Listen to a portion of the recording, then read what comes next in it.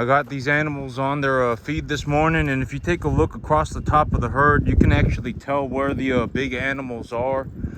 Like I got that one right there, and then I got 1, 2, 3, 4 right there, and then I got a few of them that are getting pretty close. They're going to be the next ones going to market. But as of right now, okay, so today I'm really going to go in detail about the business plan. We're going to go over the business side of things. What am I doing right now in terms of the business side of things? And so, okay, me right now, there are 2 major sale barns that I really work with on a regular basis that I like selling my cattle at these 2 specific sale barns. And also my trailer is only big enough to really pull five. If I have them at about 650, I can really only pull 5 at a time. And then so because I got a small little trailer, and you know, I'm working on getting myself a bigger trailer, and we're going to talk about the equipment side of things too. But there are 2 major sale barns that I really like to sell my cattle at around me, and I can take 5 cattle at a time. And so the big plan right now is that I'm going to hold on to my animals for as long as possible until the very, very, very, very last moment. I'm going to sell them. And when I sell them, I can actually sell them 10 at a time if I have to. And so right now, the big idea is that I am going to clear my credit lines so that I can open up new credit lines. And I will be opening up credit lines with the FSA. And so here's the big idea. Okay, so instead of just giving information, instead of just you know, just telling exactly what I'm doing, I'm gonna ask questions. Okay, so what's the big idea for the business plan right now? Why am I buying a new piece of land, right? Why am I buying a new piece of land? Well, you know, the land that I'm buying is about 5 times larger than the land that I have right now. Why am I buying this land? The answer is essentially because I've ran the numbers. I've ran the numbers. It's going to be profitable. And when I buy this new piece of land, it opens up a backgrounding opportunity for me on a larger scale. I can run animals on grass. And when I run animals on grass, I ran the numbers. I have numbers that I've collected in the past, etc., etc. You know, it costs me about $15 to $20 a month to feed an animal on grass. When I'm taking them from about 500 to 800 pounds, it costs about $15 a month. And for that $15 a month, I'm able to put on about close to 75 pounds a month per animal. So I'm investing about $15 and I'm getting like 150 back. Right? I've always said that the one time that I can almost guarantee the only time that it ever really makes sense to run a business is when you can make a large amount of money. If you cannot make a large amount of money, why would you even put yourself through running a business, right? I mean, there is no reason to run a business. You might as well just go and get a job. And when you go and get a job, you should find a job that you know, with the richest person that you know. Right, good benefits. They you know, they make 1 million times more money than you, etc., etc. And I've said that, you know, even me, when I say this, this is how I ultimately got in the cattle business, right? Like me, I didn't just show up in the cattle business one day and say I fell out of heaven to 7 and my life's a mystical, magical journey and I'm going to go on a La La Land adventure to Disneyland. I did not do that. Right? I mean, I was buying and selling cattle. I had different varieties of cattle. I was taking a look at what was going on. And then when I was going to the sale barn and selling my cattle and buying cattle, I realized that there was I was making money on a specific type of cattle. And when I looked into those specific type of cattle, I realized, you know, and I was taking a look around, well, the commercial beef industry are the people that are buying these animals. And the commercial beef industry makes like 1 million times more money than me.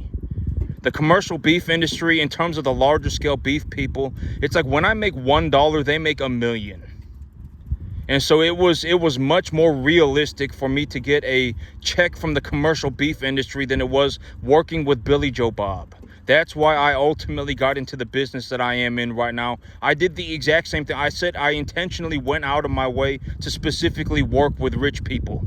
Why did I do that? Because rich people legitimately make like 1,000 times more money than everybody else. That's why. Right? I mean, the beef industry makes like 1 million times more money than me. It's easy to get a $50,000 check from the beef industry. right? The beef industry will write me a $50,000 check every week if I bring them the right cattle, and I bring, you know, if I raise the right cattle and I bring it to them, they'll give me a $50,000 check every week, like it's nothing. They'll probably I've even seen $1 million checks, like one check and it's over $1 million. Here's your money, thank you for your cattle. Boom, goodbye. Didn't even meet the manager. The lady at the front desk printed out the check, handed it to you, and then you left. Right? I mean, legitimately, a massive amount of money in the commercial beef industry, a massive amount of money. And so, you know, that's how I did it. I specifically went and worked with the richest people that I could find. Well, this person makes 1 million times more money than me. I'm going to go and work with this person. Right? And, you know, me, you know, that's what I did. And I know it sounds horrible, but at the end of the day, there is no good reason to be poor, right? I've talked about this. There is no benefit to being poor. It's not like because you have a poor person, they're a good person, right? I mean, they might just be an idiot. You know, bankrupt every dollar they touch. You never know, right? I mean, there is no correlation between being a good person and being a poor person. There's none. I mean, you could be a rich person and be a good person. Right? I mean, who is to know? God, right? I mean, at the end of the day, nobody knows but God. And so, you know, that's how I got started. And that's ultimately how I started generating such a massive amount of money, was because I specifically went and worked with the richest people that I could find. I'm not going to go and work with Billy Joe Bob, right? I mean, Billy Joe Bob, even if I gave Billy Joe Bob a good deal, it would be a life and death battle. And this is also something that I wanted to talk about today. There is no life and death battle. You're going to hear me say this all the time. I'm being completely serious. If you're poor, you know, it's not a life and death battle to not be poor, right? I mean, you could go from being poor to being broke at this exact moment if you felt like it. And then if you wanted to go from being broke to not broke, it's not a life and death battle. It's legitimately a quarter inch. If you just jumped a quarter inch higher, if you just did a quarter inch better, you would be free of everything. You just take your money and invest it. What do you invest it into? Something that is equitable, that can be appreciated profitably. Boom, there you go. Congratulations. Now you should be at least getting all of your money back. If things go good, maybe you get a $1,000 return on your money. And if things go poorly, you lose $1,000. But I mean, things are not going to go poorly forever, right? I mean, you know, and then you can fix your problem. And boom, now you should at least be making all of your money back. You put $4,000 into it and you got $5,000 back. What's another way? You know, what's the way that I show it? In terms of my cattle, it's like I put $1,000 into my animal and I get $1,700 back. Right? I mean, this does not cost me anything. It makes me money. I put $1,000 into it, I get $1,600 back. I put $900 into it, I get $1,600 back. I put $1,000 into it, I get $1,700 back. Right? I talk about this all the time. You know, when I put my money into an investment, it doesn't cost me anything. It's a tax deductible asset that is going up in value profitably.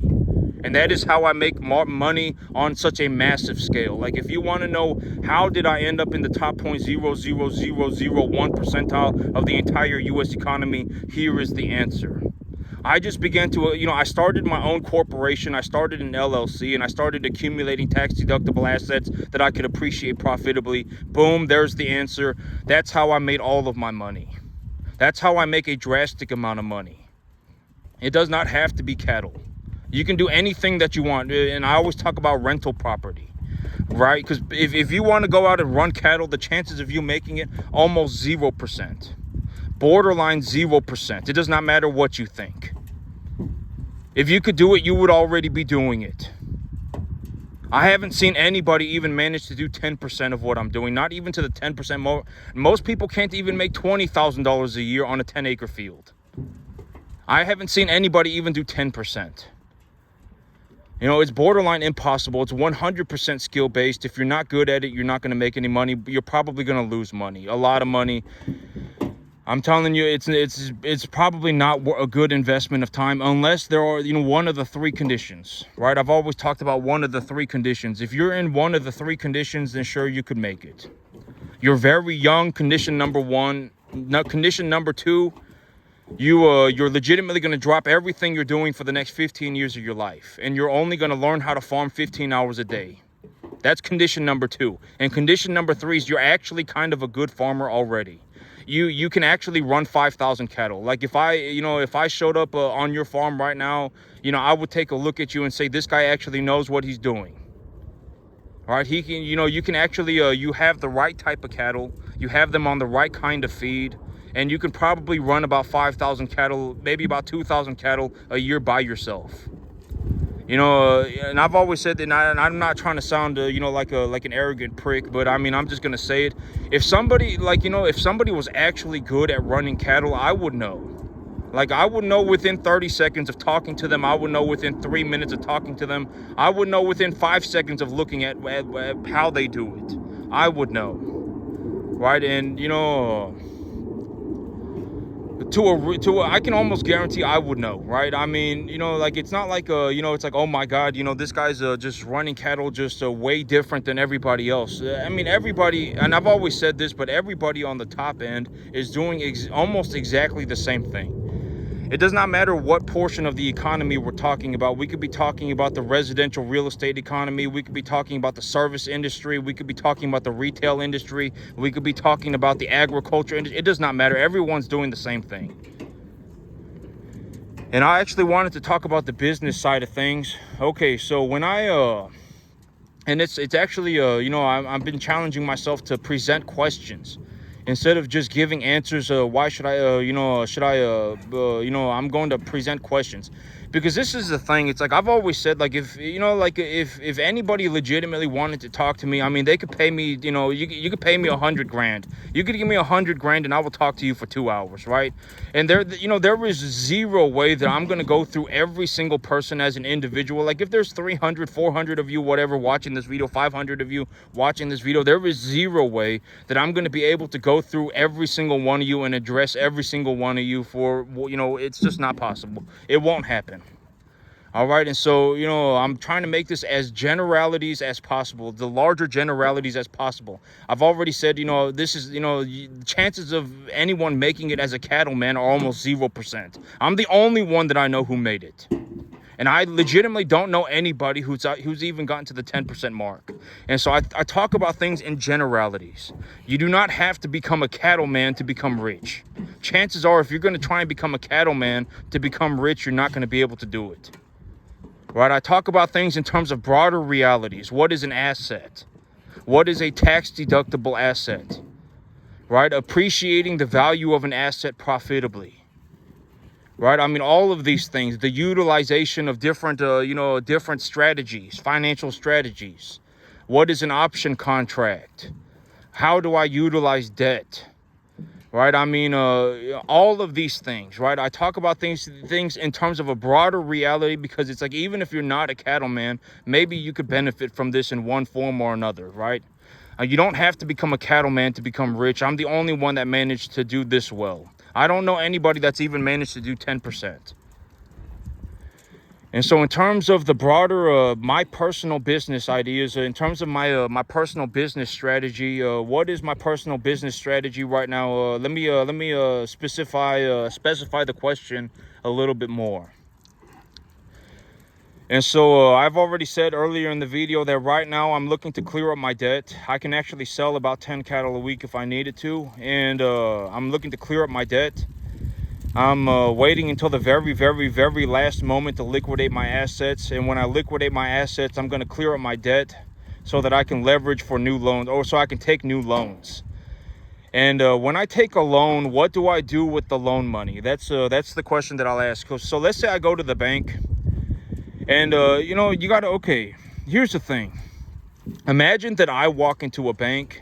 And this is also what I mean by you need to learn how to communicate like this. You need to learn how to be like this.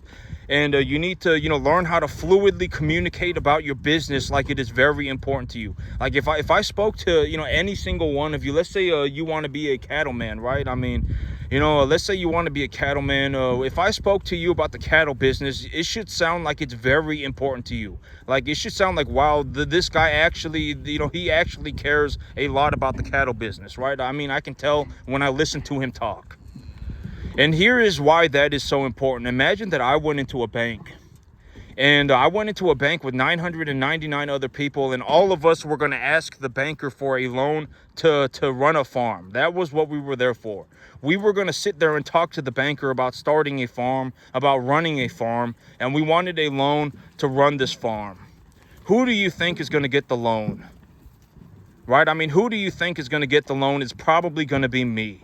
Out of an application pool of thousands of people, it will still probably be me. Why? Because I mean, listen to the things that I say. I mean, listen to the things that I do. I mean, obviously this is very important to me, right? And I can talk about the cattle business 24 hours a day, 365 days a year, if that's what it came down to. Right? And so, I mean, it's like, imagine being the banker. It's like, yeah, this is the guy that I would want to give my money to, right? And so when I get leverage, how do I utilize leverage, and what is, and I actually want to, if I can present a question, I will, but I'm already, I've already given my bigger, broader business ideas. What am I going to be doing with the money? How much money do I anticipate that I'm going to generate? All of these various things, I've already talked about them. But in terms of a question, okay, so if I take a loan, right? I mean, how much loan money am I going to utilize? How do I determine how much loan money I should utilize? Let's say I just get a loan and the bank says, you know what? Here's 400 grand. Here's $400,000. Here's a loan for $400,000. How much of that $400,000 am I actually going to use? The answer that I've given, the financial strategy that I utilize, is to take the appreciation value of my animals at the current moment. I look at the balance sheet of my farm, essentially. I take an appreciation, or excuse me, I take the appraisal value of my current herd. If it's in the net positive, and if it's substantially in the net positive, I will take a loan for the amount of money that the appraisal value is. I will utilize the amount of money in terms of a loan. I will utilize an equivalent amount of money in debt as the appraisal value of my herd. Why do I do that? Because if I have a herd that I believe is net positive 25 grand, I take a look at the current status of my herd and I say, okay, I have 500-pound animals. I have 500-pound animals, and the appraisal value of my herd is, when I take a look at the overall appraisal value of my herd, it is net positive 20 grand. And if I take a loan for 20 grand and purchase cattle, $20,000 worth of cattle, it just puts me at a net zero. Right? And the herd that I currently have is still at 500 pounds. I can appreciate the value of that animal profitably up to about 900 pounds, right? If I'm growing grass, it's like 950 pounds. Even like a borderline 1,000 pounds, right? And so I'm not at risk for anything. You're gonna hear me talk about this, but there is no risk, right? That's what the idea is. That I put myself at no risk. I put myself at no risk, and I legitimately triple my income. Right? Even if I lost everything tomorrow, it's not like I'm in crippling debt. I just lost the money that I invested, and the animals that I currently have are going to go up in value still anyway. What is the possibility of me losing 100% of my herd? 0% chance. It's not going to happen. I mean, granted that I didn't, get a hurricane, right? Or like a tornado, or like some raging inferno, right? But even then, what are the chances of me losing 100% of my herd? Probably 0%. And think about it this way. If I have, let's say I have 50 animals, and I evaluate my animals, and I say, okay, I have 50 animals.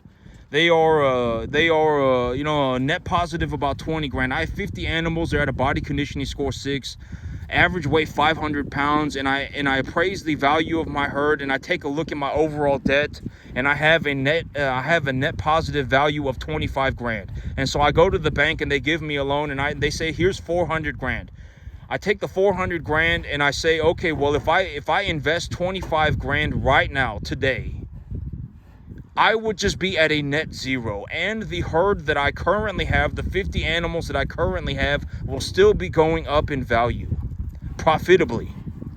And so it's like, I just legitimately tripled my income, and I didn't take any risk.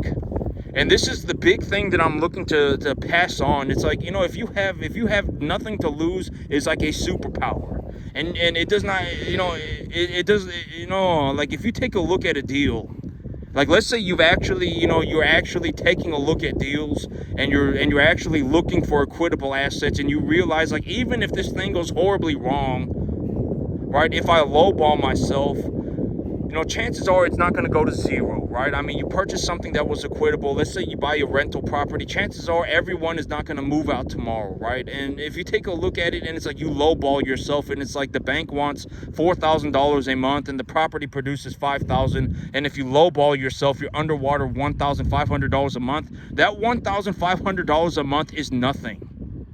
It is nothing. You should not be so afraid of losing $1,500 a month that you're just paralyzed with fear. It should not be like that.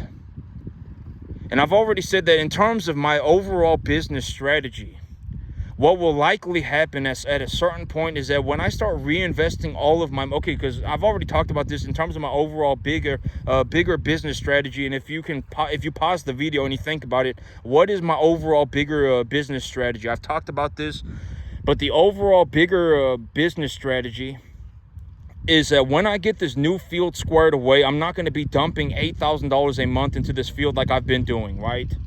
I'm not going to be dumping $7,000 a month into this field like I've been doing to get it squared away. So with let's say I cover my debt service, and then well, what's the overall bigger business strategy? The overall bigger business strategy is to raise animals up to about 850 pounds. And I'm only going to liquidate animals under what conditions do I liquidate animals? I liquidate my assets under two conditions. Number one, I need the money. And number two, I do not have the capacity to appreciate the value of the animal profitably anymore. Those are the only two circumstances. And so when I get my new field squared away, and I take a look at everything, and everything just, and it's like, oh, well, I need $4,000. Well, if I need $4,000 and I have 750-pound animals, if I have 700-pound animals, I'll just sell 3 of them.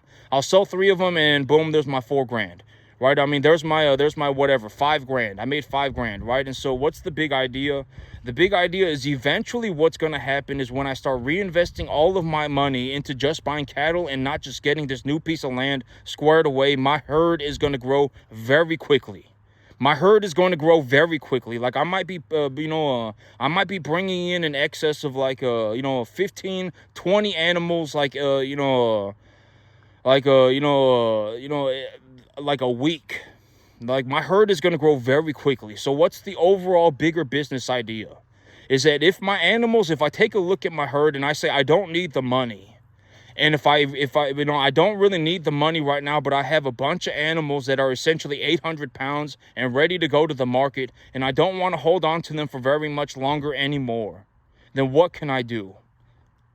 Why do I just sell them and hold on to the cash? No, I don't. You don't hold on to cash. I've talked about this. It's like and I've talked about this, right? If I need cash, I can just sell an animal. Like if I need $3,000, I can just sell 2 animals. If I need $4,000, I can just sell 3 animals. There's no reason for me to hold on to $100,000. There's no reason for me to do that. If I really need money, I can just sell some of my animals, and my animals are worth more than the money that I put into them. Right? I mean, that's the big idea. And so what am I going to do with the money, right? I've already said the big idea is that when I get to the situation, because one of the biggest problems that I deal with on a here's a way, and I don't want to sound like a prick, but I'm just going to say it. I mean, one of the problems that I personally deal with is that I make so much money in the cattle business that I need to find something to do with the money. That's one of the big problems that I deal with. That's one of the big reasons why I'm buying this new piece of land. I make a lot of money in this cattle business. I'm in excess of like $6,000-7,000 a month net positive cash flow, and I also retain equity in my herd. I make a lot of money in the cattle business. That's one of the problems that I personally have. I'm not sitting here going, and think about it this way. It's like if you're having a problem where it's like, oh my God, you're so scared of losing $1,000 a month that you're crippled with fear and you're not going to do anything. I mean, and I fell out of heaven at 7 and I want to go on a mystical, magical journey, and if it does not turn into a Disneyland adventure, then I'm going to throw a pissy fit. If that's you, then you're stuck that way forever. One of the things that I personally deal with is that, I have to think about the possibility of the very real possibility of making too much money. And when I make too much money, what am I going to do with the money? I'm going to purchase equipment with cash. That's what I'm going to do. Because if I take a look at my situation and I'm like, I have like 50 cattle that are ready to go to the market like within the next 2 months. I have 50 of them. And if I sell these 50 cattle, I can buy like 150. If they're 850 pounds, if my animals, if I take them up to 850 pounds, 900 pounds, and they're 1 to 1.5 type, medium, large frame, body conditioning score 6, I'm going to get like $1,800 per animal. And if I get that much money per animal, and the animal, my benchmark animal is the 200-pound animal that I purchased for $700, $3.50 a pound, 1 to 1.5 type, medium, large frame, 200 pounds, $700. I can purchase like 2.5 calves every time I buy one, every time I sell one. And so it's like if I sell 50 calves, if I sell 50 yearlings and I legitimately make enough money to buy 125, and I still have 50 cattle, 100 cattle left over that are going to be ready to go to the market after them within probably 4 months, it's just a massive amount of money coming in. Do I want to go and just purchase 500 cattle? No, I don't. What should I do with the money? Because why would I not do that? Because things are going to get out of hand, right? And so what can I do with the money at that point? I can liquidate a portion of my herd and just purchase equipment with the cash, right? That's the big idea. And why would I do that? Because when I purchase equipment, I get a tax deduction. You don't want to be in a situation where it's like you're holding on to the money and you're going to lose it no matter what. You're going to have to write the government a check for 50% of your money. Right? Because at the end of the day, if you make a large amount of money, you will have to pay a large portion of it in taxes. You are going to lose the money anyway. This is something that I've been trying to, express very clearly. You are going to lose the money anyway. You do not get to hold on to the money. Right? Why do I utilize these different strategies, like taking my earned income and turning it into a tax-deductible asset and then appreciating the value of the animal to make money? Why do I do that? Because if I appreciate the value of the animal to make money, then I am making money via an unrealized gain. And when money is earned via an unrealized gain, it is not taxable. It is not taxable until the gains are realized. I liquidate the animal. And so, it's like, and I can gauge how much money I am going to make by looking at my balance sheet. How do I, I appraise the value of my animal. I anticipate that my animals are going to be worth this much money, right? I anticipate that I'm going to have this much profit per animal, $700, $800 per animal net profit. Then, now I can gauge when I sell the animal. I can gauge when I realize those gains. And when I realize those gains, I can anticipate how much money I'm going to have. And if it turns out to be like I need to go and purchase 400 calves right now to invest this capital, I don't need to do that, right? I can take half of the money. I can invest in 200 calves and buy myself a piece of equipment. And if I buy myself a piece of equipment, I still get my tax deduction. I don't just have to send a massive amount of money to the government, right? There's a reason why I run my business this way. Why do I utilize debt? Because if I utilize debt, I can take that debt and purchase tax deductible assets. Right? And I can utilize the debt to get myself tax deductions, right? I mean, you got to start picking up on all of these things. There's a reason why I do the things that I do the way that I do them, right? Because you don't want to be in a situation where you're making a large amount of money and then you're giving half of it to the government as taxes. You don't want to be in that situation. I don't even know where the money goes. If the government sent me a piece of mail, at the end of the month and was like, this is exactly how we invested your money, and I agreed with their investment portfolio, then sure, I would send them taxes. But I don't even know where my tax money goes. I don't know. And so, it's not like I don't want to sit here and it's not like I'm illegally dodging taxes and then, going on a cruise adventure, buying myself a yacht. Right? It's like I'm taking my money, I'm reinvesting it, and when I invest it, I'm purchasing useful assets. And then, and then I work on them, and then I make my money on them, right? And so it's not like I'm just, dodging taxes illegally. This is how you legitimately reduce your income tax burdens. And I've already talked about the idea of reducing your income tax burdens. You should not be in a situation where you are looking to start a business with the intentions of just writing off your taxes and then end up losing all your money. Because if you end up doing that, you were better off just paying your taxes. Because if you start a business with the intentions of just reducing your income tax burdens and then you bankrupt, you will be financially crippled forever. More than likely you will. I mean, it's very rare to see somebody who can actually, it's like save themselves once they've gone underwater that severely. It's very rare. The average person probably cannot do it. And so, should you, go and start a business with the intentions of writing off your income tax and the whole reason why you're starting a business? No, it should not be. What's the one reason you ever start a business is when you can make a large amount of money. That's the only time. Because, it's like if you start a business and now you're in a situation where you're desperately holding on to this thing and, you're working 12 hours a day, 7 days a week, and, you barely make enough to get by. And it's like, well, then you might as well just have gotten a job.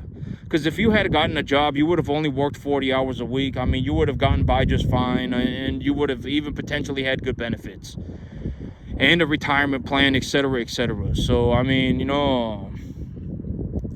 not it's the one condition, right? And so, but that's the big idea. Why do I utilize debt, and how do I utilize debt? The way that I utilize debt is I take a look at my current balance sheet, and then I take a loan for the appraisal value, a net positive appraisal value of my herd, and I invest that money like that. That's the long story short. That's kind of the easy way to look at it. And the reason I do that is because if I use debt to purchase tax deductible assets, then I can actually utilize debt as a tax write-off, right? And so, I take my debt, I purchase cattle, and I can write off a portion of the cattle expenses at the end of half of the cattle costs at the end of the year. And if when I end up in a situation where I just have, it's like I'm legitimately about to liquidate like 50, 800 pound animals at the same time, and I don't want to be in a situation where I have to purchase, 500 cattle by the end of 6 months. If I don't want to be in that situation, well, I can take the money that I made in the cattle business and just buy myself equipment with cash, right? That's the big idea. Those are the big business things that are going on right now. And so that's it for me today, YouTube. Y'all have a good one.